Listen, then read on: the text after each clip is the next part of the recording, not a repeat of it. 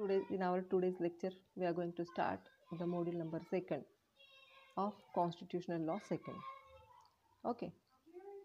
In this module, we will see distribution of legislative and executive powers. So, the scheme of distribution of legislative powers. Legislative powers म्हणजे काय? तर कायदे बनवणे. कायदे बनवण्याची जी power आहे याचं डिस्ट्रीब्युशन कशा प्रकारे केलं जातं हे आता आपण या लेक्चरमध्ये पाहणार आहोत. The scheme of distribution of legislative powers. याच्यामध्ये इंट्रोडक्शन आहे. याच्यावर तुम्हाला मोठा ब्रॉड क्वेश्चन येतो 15 मार्काचा. इंट्रोडक्शन.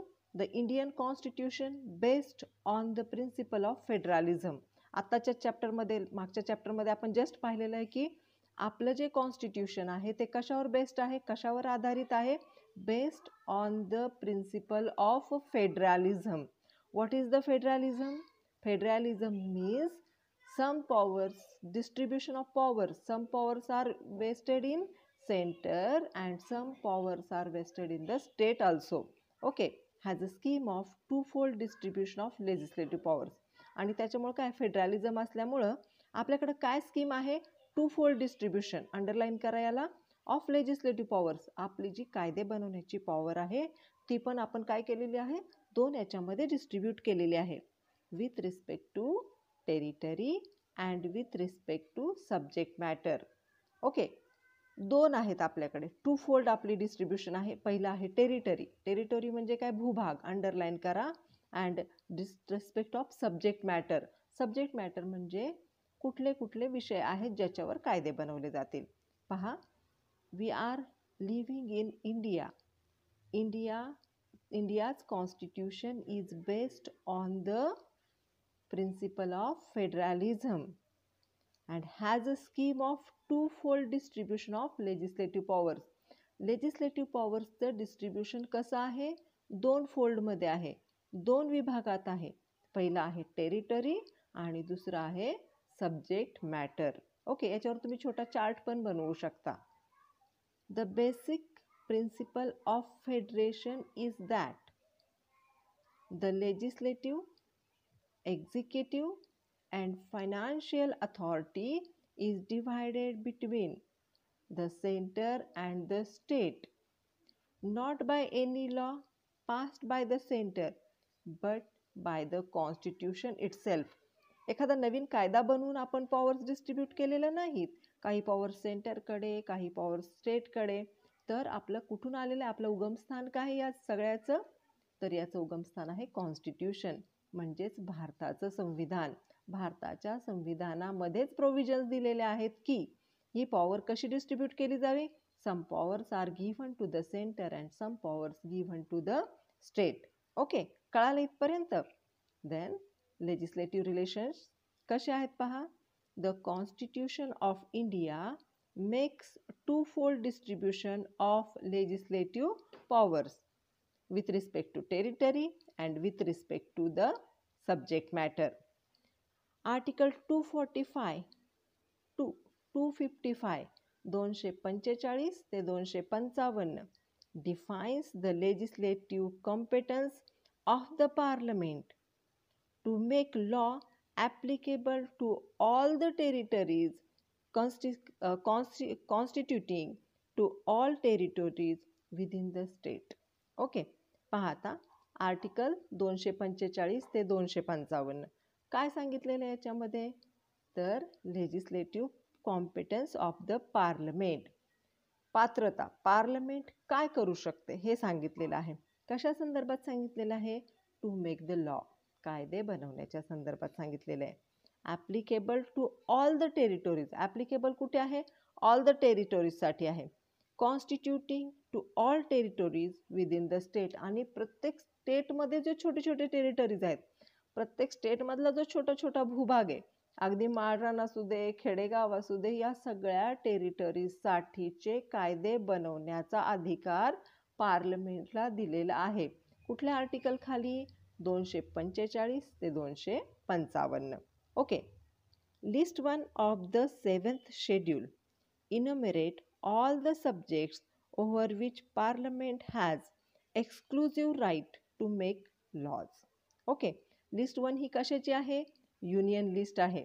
या लिस्टमध्ये ते सगळे विषय दिलेत, सब्जेक्ट्स दिलेले आहेत, over which parliament has exclusive right to make laws. सगळे राईट्स कुणाकडे आहेत? पार्लमेंटकडे आहेत फक्त, म्हणजेच युनियन लिस्ट. युनियन लिस्टमध्ये काय दिलेलं आहे हे मी आधी पण सांगितलेलं आहे. पहा, युनियन लिस्टमध्ये दिलेलं आहे की सेंट्रल गव्हर्नमेंट कुठल्या प्रकारचे कायदे करू शकते, कुठल्या कुठल्या विषयांवर कायदे करू शकते, हे युनियन लिस्टमध्ये दिलेलं आहे. आता लिस्ट 2 पाहू. लिस्ट 2 ऑफ द 7 शेड्यूल इनॅम्युरेट म्हणजे given all the subject over which the state legislature have only power to make the laws. List 1 says that union have given the powers and the subject matters are given in the list 1, that is union list. दुसरी जी list आहे ती आहे state list, list number 2. त्याच्यामध्ये state कुठल्या कुठल्या विषयांवर कायदे करू शकतं याची लिस्ट दिलेली आहे.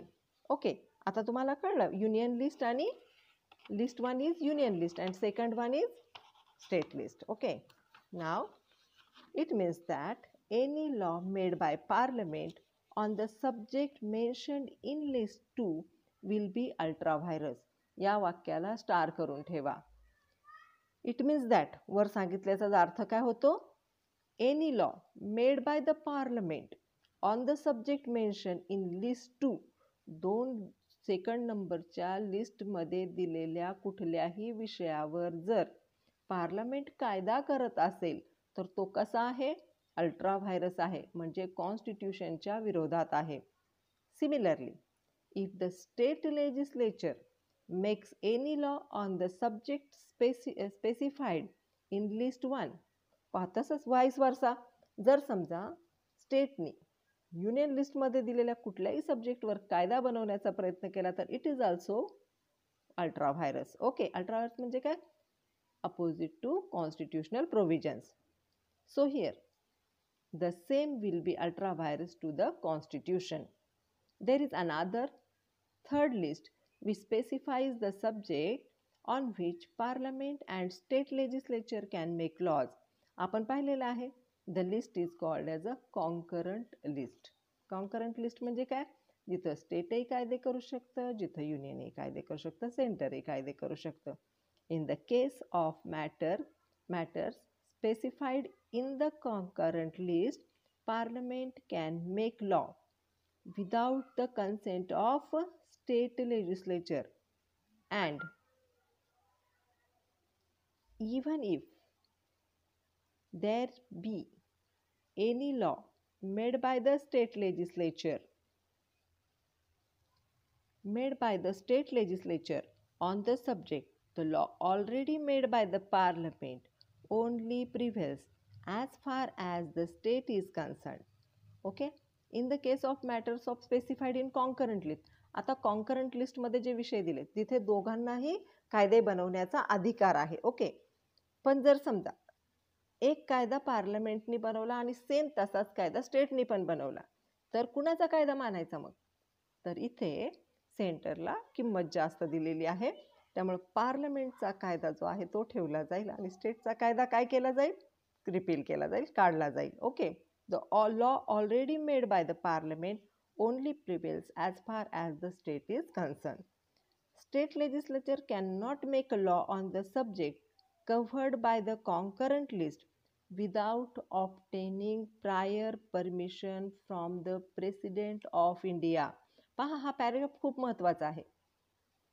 स्टेटला एखादा कायदा करायचा असेल तर त्याला प्रेसिडेंटची परवानगी घ्यावी लागते. म्हणजेच प्रेसिडेंटची परवानगी घ्यावी लागते याचा अर्थ स्टेट हे स्वतंत्र आहेत का? नाही, हे सगळे कुणाच्या आधिपत्याखाली आहेत? तर सेंटरच्या आधिपत्याखाली आहेत. सेंटरला म्हणजेच प्रेसिडेंटला कळवल्याशिवाय कुठलाही नवीन कायदा स्टेटला बनवता येत नाही. So here union is powerful than the state, parliament is powerful than the state. Okay, आता scheme of distribution of legislative powers पाहूया. According to article 1 of the constitution of India, India is a union of state. India हे काय आहे? Union of states आहेत, छोटे छोटे states आहेत आणि त्याचं मिळून एक भारत बनलेला आहे, which means a federation of states. There is in a federation a division of function between the centre and the state. तिन्हीमध्ये काय दोघांमध्ये काय केलं आहे, सेंटर आणि स्टेटमध्ये डिव्हिजन केले आहेत पॉवर्सच्या. Under the present constitution there is scheme of two fold distribution of legislative powers with respect to territory and with respect to subject matter. Okay, आता या लिस्ट आहेत ना, या सेपरेटली पाहूयात आपण. With respect to subject matter, the Constitution adopts a threefold distribution of legislative powers.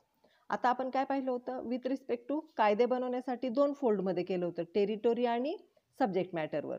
पण with respect to subject matter जो आहे, टेरिटरीचं कसं आहे, 2 फोल्डच आहे.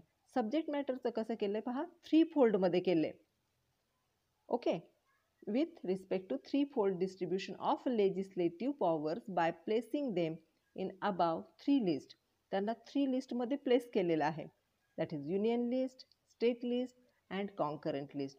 याच्यावर कधी कधी तुम्हाला शॉर्ट नोट येते या तिन्ही लिस्टवर. आता युनियन लिस्ट जी आहे, लिस्ट 1, काय काय पाहायच्यामध्ये, it contains 97 items and comprises of the subject which are national importance. काय काय टाकलं याच्यामध्ये, 97 टाईपचे प्रकार, 97 टाईपचे सब्जेक्ट्स आहेत तिथं. त्याच्यामध्ये जे नॅशनल इम्पॉर्टन्सचे जे सब्जेक्ट आहेत ते तिथं त्याच्यावर कायदे बनवले जातात. And admit of uniform laws for the whole of countries. आणि सर्व देशासाठी जेव्हा एकच कायद्याची आवश्यकता असते तेव्हा ते तिथं बनवले जातात. Only the union parliament can legislate with respect of these matters. For example defence, foreign affairs, banking, currency, union taxes etcetera. Okay, करन्सीचं तर आपण पाहिलेलंच, एका दिवसात 500ची नोट बंद झाली होती आपली. सो हिअर दुसरी लिस्ट आहे state list, list 2. It contains 66 items and comprises of subject of local and or state interest and thus lie within the legislative competence of the state legislature, that is public order and policy, health, agriculture, forest, etc. Then concurrent list, list number 3. It contains 47 items with respect to which both Union Parliament and the state legislature have concurrent power. Concurrent म्हणजे joint power, एकत्र power of legislation. The subjects like general laws and social welfare, civil and criminal procedure, marriage, contract, planning, education, etc. are concerned in concurrent list. याच्यावर दोन्ही लोक काय करू शकतात, कायदे बनवू शकतात. ओके, आता आपण पुढचा पार्ट पाहणार आहोत with respect to the territory.